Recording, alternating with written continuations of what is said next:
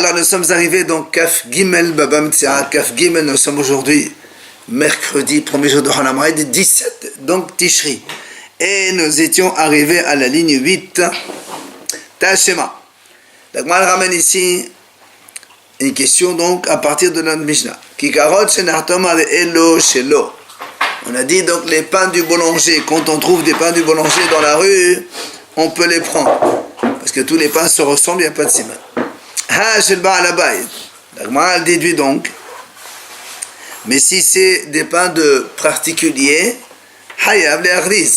il faut donc déclarer. Alors on dit, pourquoi donc quand c'est un pain particulier, il faut déclarer? Puisque le pain de chaque particulier, il est un peu différent. Chacun, il a son aspect de pain différent. Et donc, comme on dit que quand ils appartiennent à Baal Habayit, il faut déclarer, on n'a pas précisé. Et donc, donc que ce soit dans la rue ou dans un domaine privé, il faut toujours déclarer. Ah, la dit Alma donc, tu vois bien ici, Siman et Hasunet Dale, ça veut Siman. Ça veut dire que même si les pains d'un particulier, tu les trouves dans la rue, tu dois déclarer pourquoi? Parce qu'il y a un Siman que c'est un particulier. Mais quand les gens ils vont marcher, ils vont là aussi écraser, donc piétiner ce Siman. Et donc, il ne va pas être visible. Donc, malgré tout, on dit ici qu'il faut déclarer. Donc, la conclusion, c'est que Siman et Hasunet Dale, un signe qui va être piétiné, ça reste toujours un Siman. Et donc, Tioufta des Rabba. Une objection contre Rabba. On a vu hier la mahalak entre Rabba et Rava. Rabba, il a dit que Siman Hasunet Dales, c'est pas un Siman. Alors que Rava, il a dit c'est un Siman, comme ici on voit. Donc, objection contre Rabba.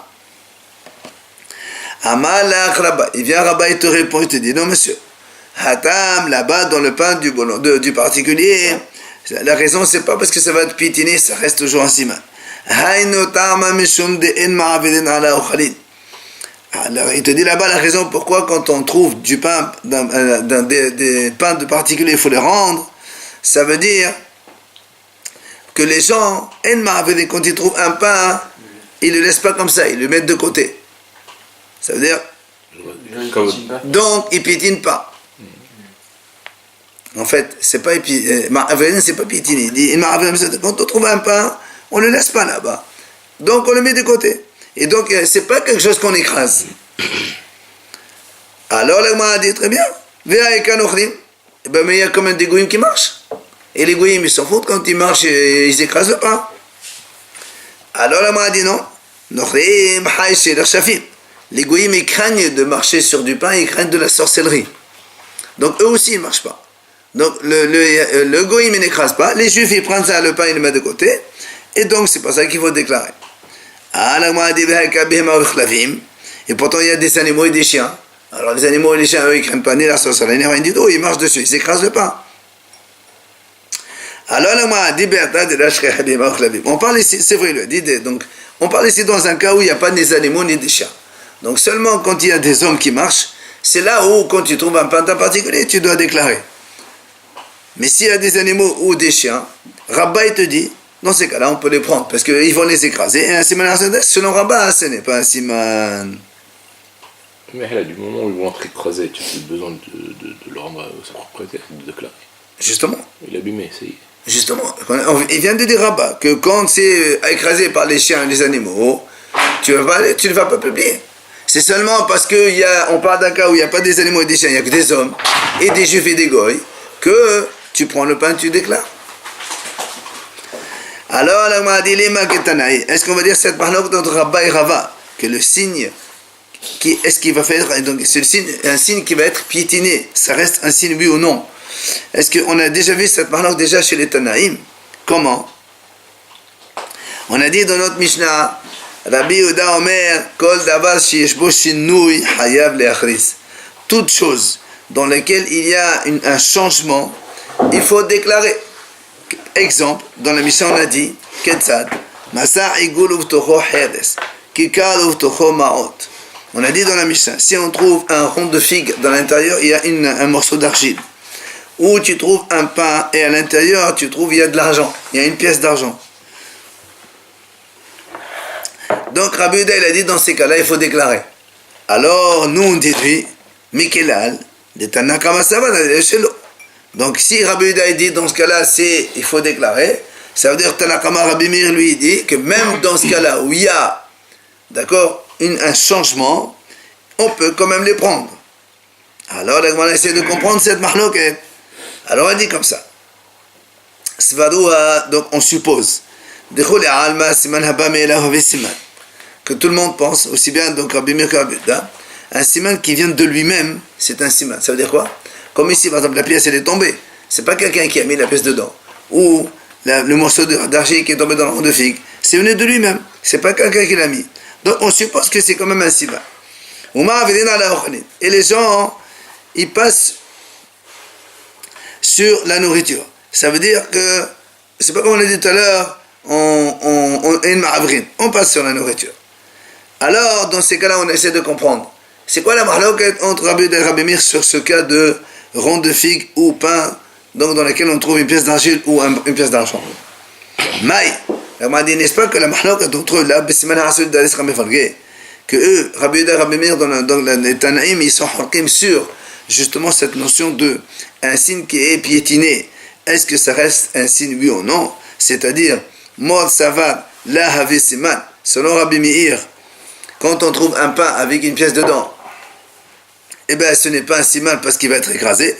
Au Mod Savad, Havi Siman. Et Rabbi Yehuda dit non, même s'il va être piétiné, ça reste toujours un signe et donc on peut déclarer. Est-ce que, n'est-ce pas, c'est la mahloket entre Rabbi Yehuda et Rabbi Meir, et donc, c'est la même mahloket que celle de Rabba et Rabba. Amar Rav Zavid Meshemeh de Rava, vient Rav Zavid dit non, c'est pas la mahloket Tanaïm. Tu sais pourquoi? Parce que parce que si tu penses, comme on vient de supposer maintenant, que selon Tanakama, c'est-à-dire Rabbi Meir, un siman qui va être piétiné, ce n'est pas un siman. Et on passe sur la nourriture. Alors dans ces cas-là, on reprend la question de tout à l'heure. Pourquoi alors quand on trouve des pains d'un boulanger, des pains de Baal Habayit, pardon, des Baal Habayit d'un particulier, pourquoi on déclare? Si tu admets, tu supposes que Rabbi Meir pense qu'un siman qui va être écrasé, il va être donc écrasé et c'est pas un siman. Et en plus les gens ils passent sur la nourriture. Donc il n'y a plus de siman. Alors qu'est-ce que tu vas déclarer dans le pain d'un particulier? Donc tu ne peux pas dire ce genre de choses. On n'a pas dit qu'il ne marchait pas là au-dessus. Justement, tout à l'heure on a dit, ça c'est la mahloket. Maintenant on est en train de supposer que c'est ça. C'est pour ça qu'on a dit, si on suppose ça, on va trouver ça. Alors il dit non, tu ne peux pas supposer ça. C'est pour ça qu'il dit, Ella, Rav Zavid, Meshemeh de Rava, il vient Rav Zavid et dit, on aura va dérouler al Massav et tout le monde pense, donc on suppose comme ça. Siman, celui d'aller ça siman. Donc tu vois bien que c'est pas une mahloket sur le siman qui va être piétiné, parce que selon lui, aussi bien Rabbi Meir que Rabbi Yehuda, il pense qu'un siman qui va être piétiné, c'est un siman. Et Omar Avedana Lachalin, et tous les deux pensent aussi, là aussi on suppose, que tous les deux pensent on marche sur la nourriture. Alors c'est quoi la mahloket ici entre Rabbi Meir et Rabbi Yehuda? Pourquoi dans ce pain avec une pièce dedans ou le rond de figue avec un morceau d'argile, Rabbi Yehuda dit on déclare et Rabbi Meir dit on prend? Parce qu'ici la mahloket entre eux, c'est tout simplement un signe qui vient de lui-même. Est-ce que c'est un signe, oui ou non? Selon Rabbi Meir, un siman qui vient de lui-même, c'est pas toi qui l'as mis, comme ici, la pièce d'argent, elle est tombée toute seule. Et donc c'est pas un siman, c'est pour ça qu'on peut prendre, alors que Rabbi Yehuda ça va, avait siman. Et Rabbi Yehuda il te dit lui, c'est un siman, c'est pour ça qu'il a dit Rabbi Yehuda, on déclare quand on trouve ce rond de figue avec une pièce d'argile ou ce pain-là avec une pièce de monnaie. Ça c'est Rava. Maintenant on va là-bas à Malach. Rabba il te dit parce que Rabba lui il a dit que c'est pas un siman. Alors il va répondre selon lui. Il te dit moi je peux te dire aussi bien Rabbi Yehuda que Rabbi Meir pense qu'un siman qui va être piétiné ce n'est pas un siman. Donc c'est à dire que normalement s'il va être piétiné tu peux prendre. Et là aussi on passe pas sur la nourriture. Donc dans ces cas-là, c'est quoi la mahloket entre Rabbi Yehuda et Rabbi Meir? Il te dit, c'est mahloket entre eux, c'est quand il y a un siman qui vient de lui-même. Rabbi Rabbi Meir pense que c'est pas un siman, c'est pour ça que tu peux prendre. Mais Rabbi Yehuda ça va, Rabbi Siman, Rabbi Yehuda il dit non, c'est un siman, c'est pour ça qu'il faut déclarer, sachant deux cas, c'est-à-dire le pain avec une pièce ou le rond de figue avec un morceau d'argile. Et Kade Amre, maintenant il y a une autre version qui dit Svaruha dechole alma siman haba me'elahu siman. Donc Chachamim suppose que tout le monde, c'est-à-dire Rabbi Yehuda comme Rabbi Meir pense, un siman qui vient de lui-même, c'est un siman. Besiman azuli dares lahavi siman. Et un siman qui va être écrasé, ce n'est pas un siman. Maintenant, c'est quoi la mahlok alors entre Rabbi Yehuda et Meir? C'est donc ils sont d'accord sur ces deux points-là. Il dit n'est-ce pas donc la mahlok elle est sûre, est-ce qu'on passe sur la nourriture, oui ou non? Que des morts ça va ma'avirin. Selon Rabbi Meir, on passe sur la nourriture. Donc, comme on passe, alors il n'y a plus de siman. Et donc on peut le prendre. Ça va, en ma'avirin. Et Rabbi Yehuda lui dit non, en ma'avirin ala ochalin. On ne passe pas sur le pain, donc c'est pour ça que le siman il reste. Et donc on doit déclarer. Je vois, parce qu'on a dit juste avant que tout le monde est d'accord que... Non, c'est Ekad Amre, ça, c'est notre version. Ça change rien du tout. Le tout, c'est que on a posé une question, est-ce que c'est le Siman HaSeudah, c'est Mahlok de Tanaïm? Et tu dis non. Il y a deux façons de répondre. La dernière, Ekad Amre dit, pour tout le monde, Siman HaSeudah, lo avait Siman. Voilà, justement. C'est pour te dire qu'il n'y a pas de Mahlok de Tanaïm. Mais qu'est-ce que ça change qu'ils sont en marqué sur est-ce que Ma'avirin ou pas? Parce que de toute façon, c'est pas un... Ah non, parce que sinon, comment tu expliques alors qu'un il dit oui, un il dit non? Comment tu expliques que Rabbi Meir il dit on peut prendre Rabbi Yehuda dit on doit déclarer? S'ils sont d'accord sur ça. Mais s'ils sont d'accord sur le fait que c'est pas un siman. Alors, si c'est pas un siman, donc il n'y a pas de siman, alors on peut prendre. Alors pourquoi Rabbi Yehuda dit on doit déclarer? Tu es obligé de dire qu'un il dit Ma'avirin dans la Khan, l'autre dit non. Je vois pourquoi ça va pas ensemble à Ma'avirin et à Siman HaSeudah, normalement ça devrait aller ensemble. Pourquoi? Regarde, Siman HaSeudah, il te dit c'est pas un siman. D'accord? Après il te dit. Mais si c'est pas un siman, c'est-à-dire que même si on passe dessus ou pas. Très bien, mais tu n'oublies pas le siman haba me'elav, il y a quand même un siman dedans. Tu vois? Puisque Rabbi Yehuda dit on ne passe pas sur la nourriture, donc on ne va pas écraser. Il reste le siman haba me'elav, donc on peut déclarer. Amar Rav Zavid Meshemet Rava, viens Rav Zavid, il dit au nom de Rava, et ça, quand à dire ça va, Tana Kama Siman HaSeudah la Siman. Si tu me dis, comme on vient de dire maintenant, que le siman qui va être piétiné, ce n'est pas un siman. On m'a appelé dans la ochalin, comme on vient de dire selon Rabbi Meir ici. D'accord? Donc c'est pour ça, donc un siman qui va être piétiné, c'est pas un siman. Et comme on passe sur la nourriture, et en plus il dit lui, siman haba me'elav, c'est pas un siman. Alors il te pose la question, selon Rabbi Meir, qui karot sheba la bête de shot arabim ma'im achriz. Selon Rabbi Meir, pourquoi les pains la bête du particulier?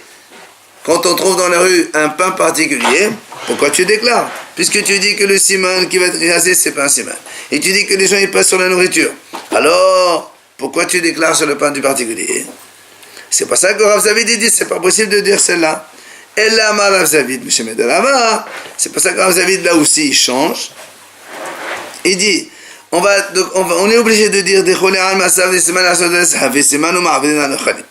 donc le siman qui va être piétiné, c'est un siman. Ça reste toujours un siman, même s'il va être piétiné. Et au ma'avirin ala ochalin, et les gens, ils marchent sur la nourriture. Alors c'est quoi la mahlok ici? C'est la mahlok, comme on a dit tout à l'heure sur le Rava. Dechole alma, ditana kama siman haba me'elav la siman, ça va la siman. Selon Rava donc, le Rabbi Meir pense qu'un siman qui vient de lui-même, c'est pas un signe, on ne déclare pas. Alors que Rabbi Yehuda pense, c'est un signe, il faut déclarer. Là-bas, lui, il te dit non, c'est pas un siman. Et on ne passe pas sur la nourriture. Il est aussi, c'est quand un siman qui vient de lui-même. Tanakama, c'est un Rabbi Meir pense, ça va, c'est pour ça qu'on peut prendre. Et donc, on doit déclarer. Amar Rav Zavid, il vient Rav Zavid, il dit, c'est-à-dire le principe dans un objet perdu, quand tu entends quelqu'un et dit ah tant pis j'ai perdu, mince, alors tu as compris que c'est un désespoir et donc on peut le prendre. Ça c'est ce qu'il a dit. Amar Rav Zavid, encore Rav Zavid dit autre chose, mais chez Medalava, encore un autre enseignement. El Kheta, la halacha. Quand on trouve des gerbes dans la rue, puisqu'on a dit hier que les gens ils piétinent et donc il n'y a plus. Les gens ils les traînent avec les pieds, donc ça change d'endroit puisque c'est Rava qui a dit Makom Avesiman. Et là le Makom n'est plus. Si tu trouves maintenant les gerbes dans un domaine privé, si c'est une façon de tomber, donc le monsieur il ne se rappelle pas aussi que c'est tombé, donc tu peux les prendre. Si c'est de façon posée, que quelqu'un les a posés sciemment, alors là, tu es obligé de prendre et déclarer. Comme on a dit, tu déclares l'endroit encore. C'est ce qu'on a dit maintenant, puisqu'il n'y a pas de siman dans les gerbes. Mais tu vas déclarer l'endroit où tu vas trouver. Enfin, le type, il va dire aussi qu'il les a laissés. Aval, bedabar, shishbo siman. Dans un objet dans lequel il y a un signe. Que ce soit dans la rue, que ce soit dans un domaine privé, que ce soit de façon tombée ou que posée, dans tous les cas, hayab de évidemment, parce que quand il y a un signe, le monsieur, même s'il ne sait pas où c'est tombé, c'est le signe qui va donc prendre de la valeur, il va donc donner le signe de son objet, et après il va prendre son objet.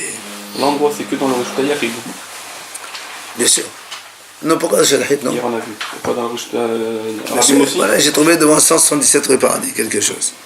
Ou bien tu dis j'ai trouvé quelque chose et tu te dis voilà c'est tombé. Tu les ai posés quelque part. Bien, on a dit dans la Mishnah, Omahadozot Shel Darim, si quelqu'un trouve un collier de poisson, oui, eh bien on peut le prendre. Amal, l'Agmal vient et pose une question. Amal, pourquoi on peut le prendre? Lever Keshen Siman. Pourquoi on ne dit pas que le nœud, de la façon dont on a attaché ce collier, c'est un siman? Alors l'Agmal répond, il dit, en fait, ici on parle des colliers des pêcheurs, que les pêcheurs ils attachent tous les colliers de la même façon. Donc le nœud c'est pas un siman. Alors il dit, et pourquoi tu ne dis pas le nombre de poissons qu'il y a là-bas? Il y a 4, 8, 9, je ne sais pas combien de poissons dedans. Alors il dit là, bien sûr, si tu as un collier, tu comptes. Alors il dit non, mais il a déjà vu, tous les poissonniers, tous les pêcheurs, ils font le même nombre de poissons dans un collier. Donc, c'est pas un siman. Alors, on a posé la question à Rav Sheshat. Est-ce que Minyan avait siman ou là? Est-ce que le nombre, c'est un siman ou c'est pas un siman? Ou là avait siman? Est-ce que c'est un siman ou non? Amalehu Rav Sheshat. Rav Sheshat, il leur répond. Il leur dit, Tanetura, vous l'avez déjà étudié. Quoi? On a dit, la Bretagne dit comme ça. Si quelqu'un trouve des ustensiles en argent, ou bien en cuivre, ou des morceaux de plomb, et tout autre objet métallique, d'accord? Donc ils n'auront pas jusqu'à qu'il donne un signe. C'est quoi le signe? Un signe, donc s'il y a un signe, ou encore la prêtre dit, s'il te donne le poids, alors aussi tu rends. Il te dit, voilà, là, il y avait un morceau qui s'appelle 300 grammes, 408, etc. Si le poids c'est un signe, alors même la mesure ou le nombre, c'est aussi un siman. Donc, réponse, le nombre, c'est un siman. Après, on a dit, on a dit aussi, on trouve des morceaux de viande, eh bien, on a le droit de les prendre. Alors, on a dit, pourquoi? Pourquoi on ne dit pas que le poids, c'est un signe? Il y avait 1 kg 850, il y avait 3 kg 200, je ne sais pas. Alors, on a dit, des chavites. Aujourd'hui, on fait des barquettes avec des poids uniformes. Donc, tu trouves une barquette comme ça, tu ne vas pas dire le poids, c'est un siman. On parle de ce cas-là. Moi, je pense que si tu trouves un morceau de viande et quelqu'un qui te donne le poids, alors donc c'est à lui. Ouais. Et là, on parle d'un cas où les mishkalim, ils ne sont pas. Et c'est pour ça qu'on ne parle. Alors, on m'a dit, on m'a dit, et pourquoi on ne dit pas que le morceau lui-même, d'où ça provient, c'est un siman? Tu peux le dire, par exemple, c'est un morceau du cou, un morceau de la cuisse, Un morceau d'épaule, un morceau de je ne sais quoi. Genre, voilà, charré, entrecôte. Mais la Tania, n'est-ce pas qu'on a déjà vu dans une braïta, c'est marqué Masa hatichot darim, si quelqu'un a trouvé des morceaux de poisson. Donc des morceaux de poisson, des tranches. Ou bien, vedag nashur. Ou bien il a trouvé un poisson mordu. D'accord? Ça, on a dit hayab le'achdiz. Il doit donc déclarer. Donc tu vois bien que quand on trouve un morceau, tu dois déclarer. Tu dis par exemple c'est un morceau de la queue ou un morceau de la tête, je sais pas moi. Voilà. Donc si on dit ça, pourquoi pour la viande on ne dit pas la même chose? Seulement la Bretagne continue. La suite de la Bretagne dit Haviyot shel yain v'shel shemen u'shel tvoah shel gudugudot shel zeitim hare elu shelo. Donc ça c'est la suite de la Bretagne, on en parlera tout à l'heure. Donc la Bretagne dit comme ça, si on trouve des cruches de vin, ou d'huile, ou de céréales, ou de figues sèches, ou encore d'olives, il peut les prendre. Quoi qu'il en soit, la question elle est, voilà on a vu ici, quand on les tranches de poisson, tu donnes le siman, quel morceau, la queue, la tête, au milieu, on déclaré. Alors pourquoi on ne dit pas la même chose pour la viande? D'accord? Pourquoi on ne dit pas la même chose que la viande? Tu dis quel morceau c'est? Alors la Gemara répond, il dit non. Ici, dans les tranches de poisson dont on a parlé, c'est pas que la provenance de la tranche qui donne le siman. C'est la façon de couper. Il coupe d'une manière différente. Au lieu de couper comme ça, homogène, il fait comme ça, enfin je sais pas, il coupe d'une façon différente. C'est la façon de couper qui fait le siman. Il dit d'ailleurs, on a vu que là-bas, quand il envoyait la viande chez sa femme, quand vous voyez chez là-bas il y a un petit triangle, il coupe la viande en triangle. Comme ça, c'est un siman pour sa femme. Hein? Siman de la cache-route ou bien? Non, lui il dit, quand il a envoyé la viande à sa femme donc, par un goy, c'est ça. La façon de. Voilà. Donc la façon. Voilà, un siman, voilà. Et donc tu vois bien que ça c'est un siman, c'est façon de couper. Comme le poisson, c'est pas la tranche tout le monde coupe les tranches.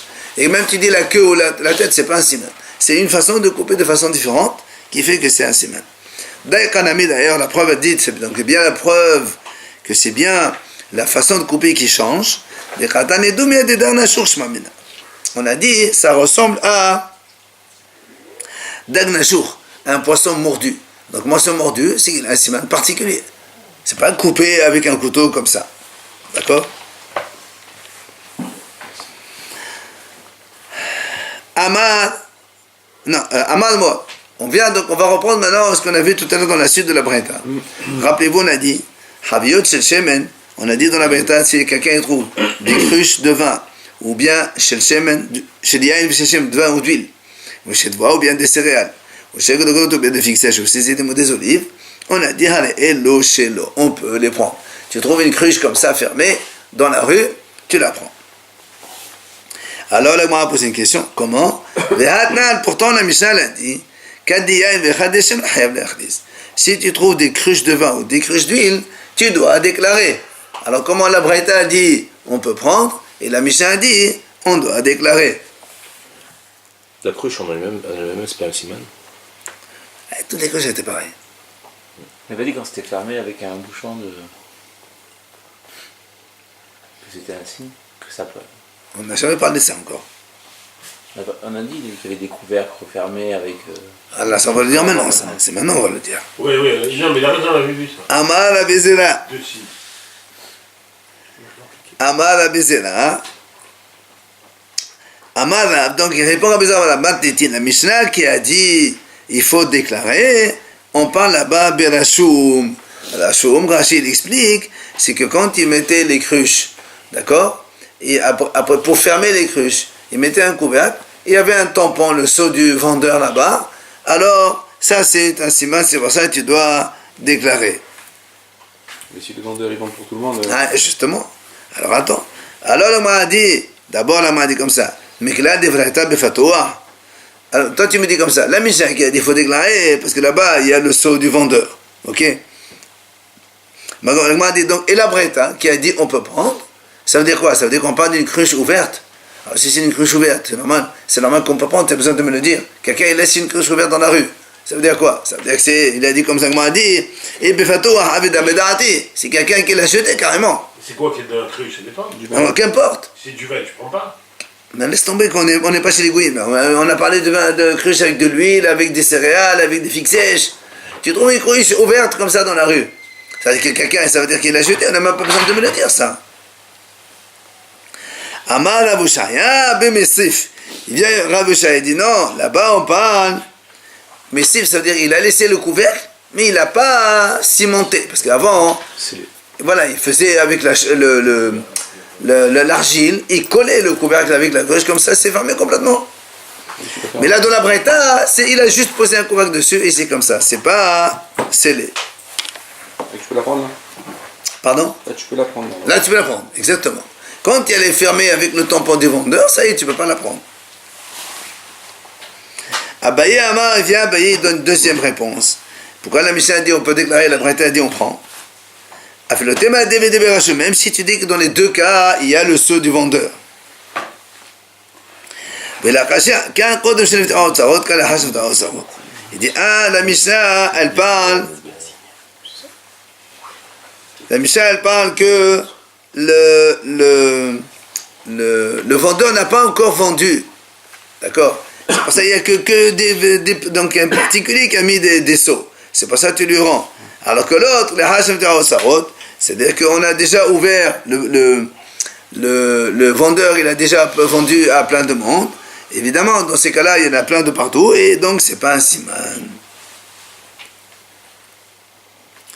On ramène ici un exemple justement.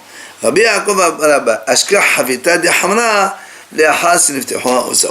il a trouvé justement une cruche de vin, oui, après que, avec le seau, le tampon du vendeur, mais après que tout le monde a déjà acheté des cruches pareilles, puisque les caves, elles ont été ouvertes, et tout le monde a pris. Et alors, il est allé voir Abaye, qu'est-ce que je fais? Ah, mal, il dit, c'est qu'on a ça, prends-la, il n'y a pas de problème, il dit, tu peux prendre. Puisqu'Abaye, il a dit justement, quand les dépôts ils sont ouverts, alors on peut prendre. Rabibi, Madame Nahman. Agman ramène ici, Rabibi, il a posé une question à Mme Nahman. Il lui a dit, Makom, Have Siman, ou la Have Siman. Est-ce que l'endroit c'est un siman ou c'est pas un siman? Amal, il lui a dit, tenez-toi, vous l'avez déjà étudié. Comment? On a dit, justement, la Breta de maintenant. Il a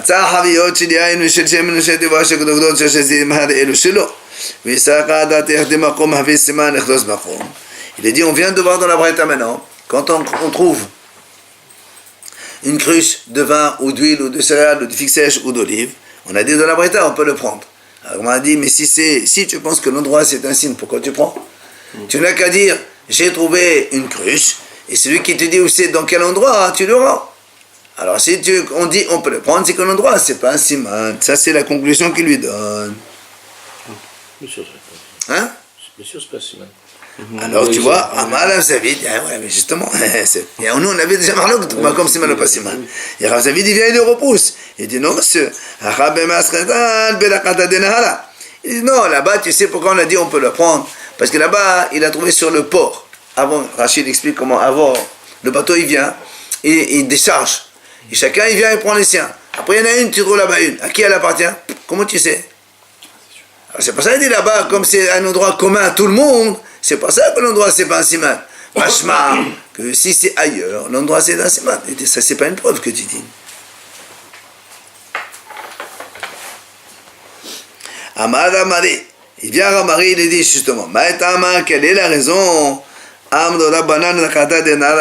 Pourquoi les Haramim ils ont dit que donc le port du fleuve, il y a un port, que c'est pas un siman? Et bien tout simplement, parce que nous on lui dit à ce monsieur, de la même façon que toi tu as pu poser, un autre aussi il a pu poser, puisque tout le monde pose, quand on livre à tout le monde dans le même endroit. Alors qui t'a dit que c'est à toi ça? Peut-être c'est à un autre.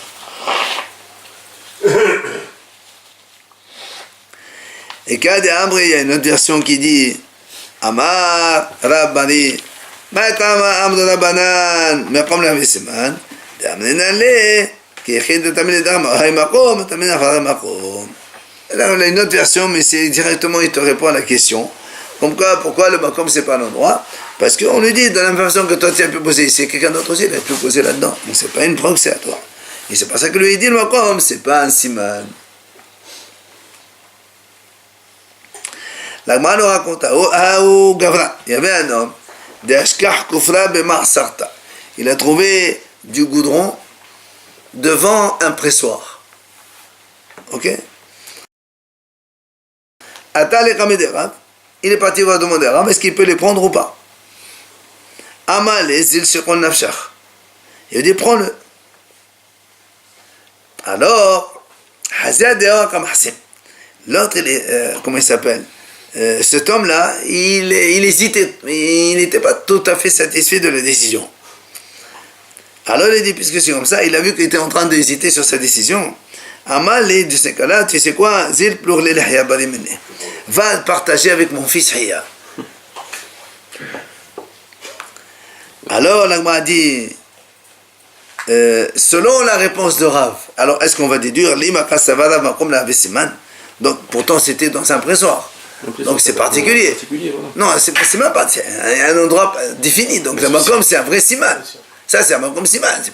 Tout le monde ne met pas là-bas. C'est pas comme un port. Alors, est-ce qu'on va déduire que Rav pense que le makom, l'endroit, c'est pas un siman? Il a dit non. Il m'a dit en vérité là-bas, c'était pas un problème d'endroit. C'était, il a vu, Rav, il a vu que sur les choses, il y avait des. Comme ça c'est trop vieux, il y a comme des orties, des trucs de choses qui poussent dessus, vous savez. Voilà. Alors du coup, c'est que c'est trop vieux. Alors les Béalim, ils ont déjà des espèces, c'est pour ça qu'il dit tu peux les prendre. Donc tu ne peux pas déduire par là que le makom c'est pas un siman.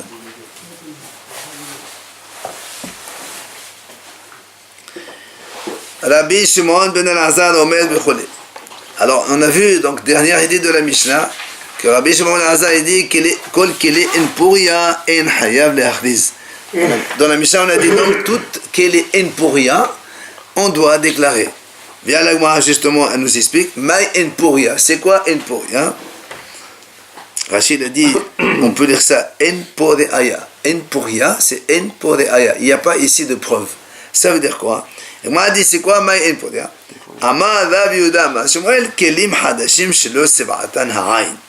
C'est des ustensiles neufs que les propriétaires n'ont pas encore eu le temps de bien distinguer, bien vérifier.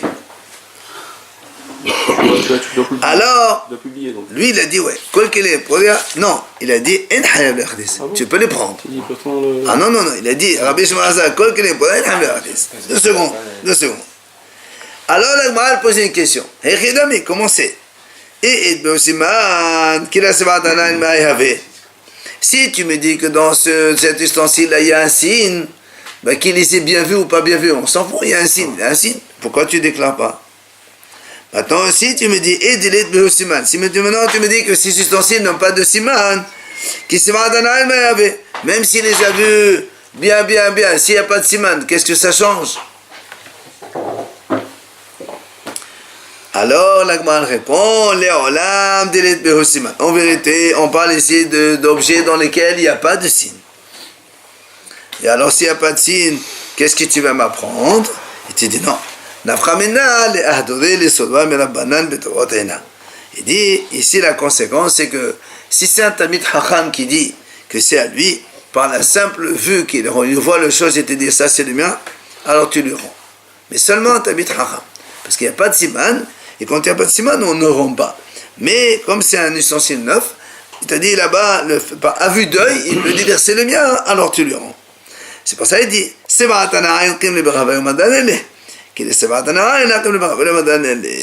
comme on a dit nous, s'il a vu déjà 1, 2, 3 fois, et donc il a bien regardé scanné l'objet, même sans siman, tu lui le rends. Sinon, tu lui rends pas. Quel que soit le produit. Non, oui, quel que soit le produit, mais pas quel que soit le monsieur. C'est qu'un Talmid Chacham. Que ce soit tout ce qu'on a vu, on doit lui rendre alors. Si te dit que c'est... Ustensiles neufs, sans siman. Non, mais les Non, autres. mais il a Quoi, dit les autres, tout le monde. Le pain, le... Non, tout ça c'est pour tout le monde ça. Ah, c'est pour tout le monde. Ah, ça c'est pour tout le monde la même chose. Là on parle qu'il est un pourria, et le hayav l'artiste on ne doit pas déclarer, mais si c'est un Talmid Chacham, même son siman tu le rends à vue donc à vue de. Tu dis c'est le mien, hein? Celui des Mouna. Question voilà. C'est quoi cette différence? Parce qu'ils m'ont pas. Non, les autres, il y a un siman, tu rends, il n'y a pas de siman, tu prends. Bah, tout le monde a la même chose. Maintenant ici, il n'y a pas de siman. Mais c'est un suçon neuf. Il n'y a pas de siman quand tu prends je sais pas moi, un vase tout neuf, il n'y a aucun siman. Tous les vases C'est la neufs. différence pour le Talmid Chachamim. Ah bah parce que Hamim, on leur fait confiance. Pourquoi, s'il me dit, voilà, j'ai trouvé un collier de boulanger, mais le Talmid Chachamim me dit c'est le mien, Ah je le non, rendrai ah pas. non, non. Ça, tout le monde a la même chose. Si c'est un vieux collier, tu as un siman, tu n'as pas de siman, tu prends pas. Et il n'y a pas de différence. Non, ici, dans un ustensile neuf, il n'y a pas de siman. Parce que le siman, il vient après. Pas avec l'usage, soit il s'ébrèche, soit lui-même, il met quelque chose dessus. Donc, au fur et à mesure, il a son siman dessus. Mais c'est un ustensile neuf, il vient de l'acheter au magasin, il l'a amené à la maison, je ne sais pas où, avant, il a perdu. Déjà, il a perdu. Et qu'est-ce qu'on définit comme Talmid Chacham?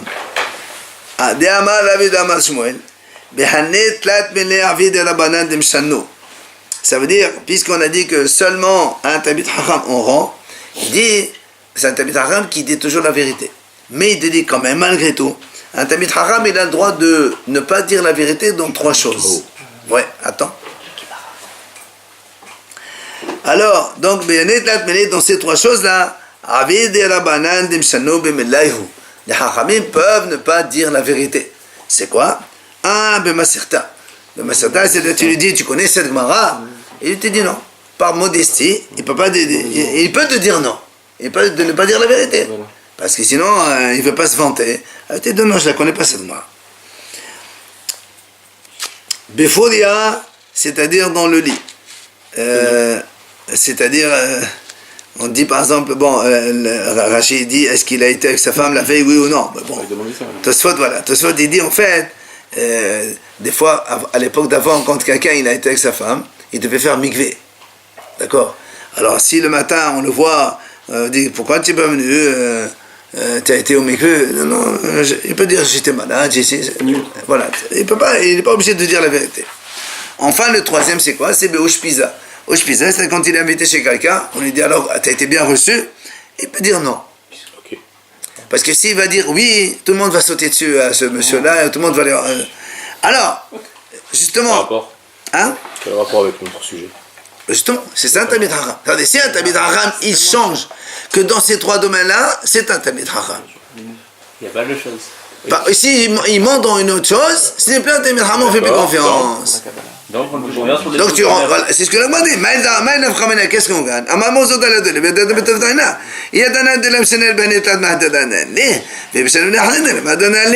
Gemara dit c'est ça justement l'avantage qu'on retire. C'est que si tu connais que ce Tamacham ne ment jamais, que dans ces trois choses-là, alors tu lui rends son objet à vue d'œil. Mais s'il change dans d'autres domaines, alors tu ne fais pas confiance et tu ne lui rends pas l'objet à vue d'œil. Il ment par exemple pour ne pas faire d'appel. On a dit trois choses. La Gemara te dit voilà, ces trois domaines, il a le droit de changer. S'il change dans autre chose, alors tu ne rends pas l'objet. On va voir un chemin de veille qui hyper. Ça c'est tout le monde. De limite. Allez, on finit petite histoire et on arrête là. Morzotra Hasida. Donc Morzotra Hasid. Le Morzotra, il était invité chez quelqu'un. Et dans la maison où il était, on a volé un verre d'argent. Bon, il y avait du monde apparemment. Et on lui a volé un verre d'argent. Comment il a solutionné? Une fois, il a vu un Talmid Chacham là-bas. Il s'est lavé les mains. Et il s'est essuyé sur le vêtement de son copain. Amar, il a dit c'est lui le voleur. Parce que parce qu'il s'en fout des biens des autres. Comment tu t'essuies sur les habits des autres? Il l'a frappé et il a avoué que c'était lui. Et c'était lui qui avait volé donc cet argent, ce verre d'argent. D'accord?